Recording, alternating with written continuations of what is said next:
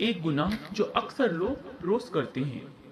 सुनिए, हम में से बहुत से लोग नमाज पढ़ते हैं, रोजा रखते हैं, सदका देते हैं, लेकिन रोजमर्रा की गुफ्तगू में ऐसे अल्फाज कह देते हैं जो हमारे नेक अमाल को बर्बाद कर सकते हैं।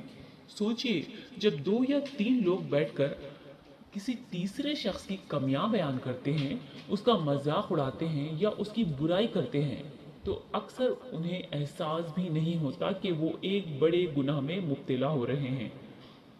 कुरान करीम में अल्लाह ताला ने गीबत को इंतहाई सख्त मिसाल के साथ बयान फरमाया।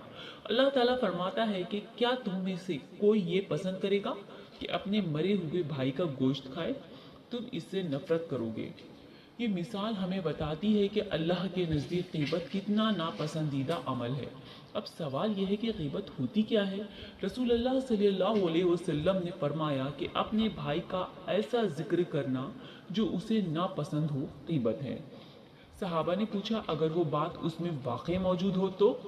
आप सल्लल्लाहु अलैहि वसल्लम ने फरमाया, अगर वो बात उसमें मौजूद है तो तुमने उसकी गीबत की, और अगर वो बात उसमें मौजूद नहीं है तो तुमने उस पर बहतान लगाया।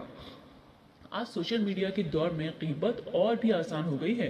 WhatsApp groups, Facebook comments, Instagram post और यूट्यूब डिस्कशन में लोग अक्सर दूसरों की इज्जत उछालते नजर आते हैं। कभी किसी की शक्ल पर तनकीद, कभी उसके कपड़ों पर, कभी उसकी फैमिली पर, और कभी उसकी गलतियों को सबके सामने बयान करना।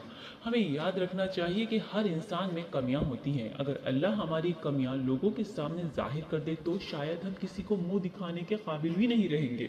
इसलिए जब भी किसी की बुराई करने का दिल चाहे, एक पल के लिए अपनी गलतियों को याद कर लीजिए।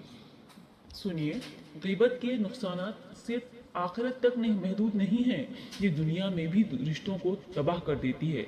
दोस्त दुश्मन बन जाते हैं, घरों में झगड़े पैदा हो जाते हैं और दिलों में नफरत भर जाती है।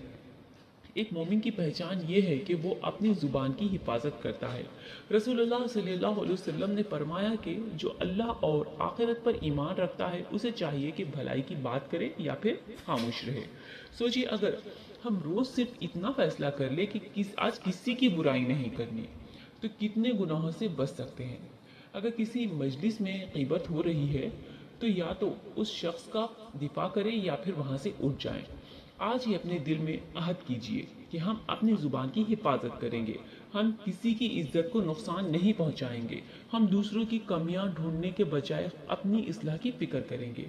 अल्लाह ताला से दुआ है कि वो हमें गीबत, बहतान और हर बुरी बात से महफूज रखे। अल्लाह हम सब की मग़फ़िरत फरमाए और हमें अपनी रज़ा वाले रास्ते पर चलने की तौफ़ीक़ अता फरमाए। आमीन या रब्बुल आलमीन।